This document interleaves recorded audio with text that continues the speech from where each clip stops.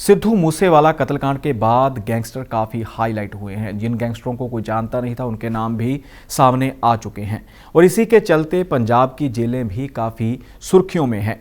कभी वहां से कैदी भाग जाते हैं, कहीं वहां पर नशा मिलता है, कभी मोबाइल बरामद किए जाते हैं।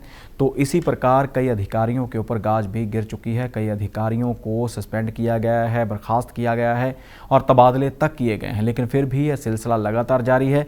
इसी के चलते बड़ी खबर पंजाब की फिरोजपुर केंद्रीय जेल से सामने आई है, जहां पर एक कैदी की पीठ के ऊपर गैंगस्टर लिख दिया गया और गैंगस्टर भी इस प्रकार लिखा गया कि किसी लोहे के सरिये से उसको गोदा गया है, यानी कि गर्म करके सरिया उसके पूरी तरह से गैंगस्टर लिखा गया उसकी पीठ के ऊपर। जब उसको कपूरथला की अदालत में ले जाया गया था, पंजाब में कपूरथला एक शहर है, उसमें ट्रांजिट रिमांड के ऊपर उस कैदी को ले जाया गया था। वहाँ पर जब उसका मेडिकल हुआ तो उस दौरान उसकी पीठ के ऊपर गैंगस्टर लिखा हुआ था बड़े बड़े शब्दों में।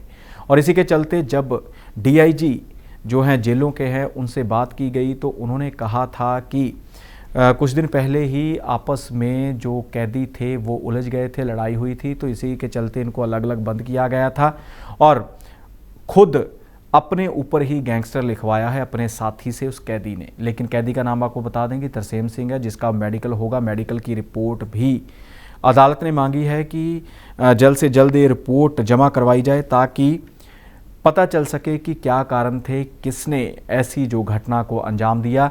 और साथ ही कैदी ने तो इल्ज़ाम जेल के कर्मियों पर लगाए हैं कि जेल के कर्मचारियों ने ज़बरदस्ती उसकी पीठ के ऊपर जलते हुए गर्म सरिये से गैंगस्टर लिखा है। आपको बता दें कि सिद्धू मूसेवाला का कत्ल किया गया था। सिद्धू मूसेवाला को दिन दहाड़े गोलियां मारी गई थी। 29 मई को सिद्धू मूसेवाला को मार दिया गया था। इसके बाद लगातार जितने भी गैंगस्टर हैं वो जेल से नेटवर्क चला रहे थे।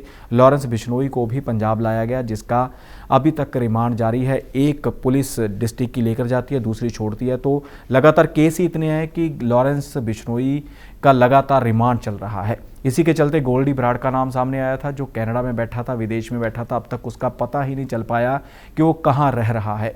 तो इसी के चलते जो जितने भी गिरोह थे उनके जो आपस में कैदी होते हैं, जेलों में बंद होते हैं, तो वो आपस में उलझते हुए नजर आए थे। और अब ये जो खबर आपको बता रहे हैं कि एक गैंगस्टर लिख दिया गया है, जो काफ़ी पुलिस की कार्रवाई के ऊपर सवाल खड़े करती है।